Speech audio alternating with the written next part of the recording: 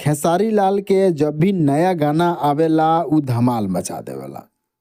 खेसारी लाल अपन एगो नया गाना हारमोनिया लेके आइल बड़न। हारमोनिया बम्पर हिट साबित भइल बा।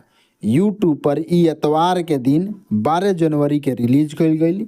ई गाना के 24 घंटा में 4.3 मिलियन यानी 43 लाख से अधिक बार देखल जा चुकल बाटे।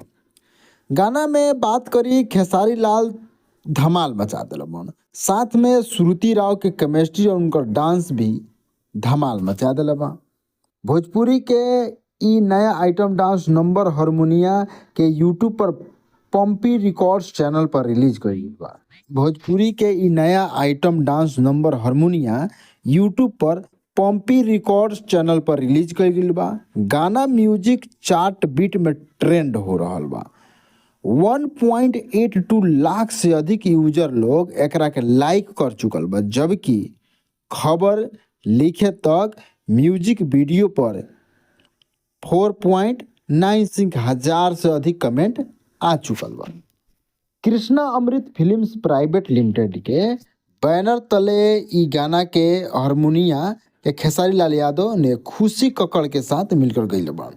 दोनों जाने के जोड़ी पहले भी एक से बढ़कर एक हिट गाना दे चुकल बा और सफल भी रहल। ई गाना के बोल काफी मजेदार बा, जेमे कृष्णा बेदर्दी एकरा के लिखले बाड़न।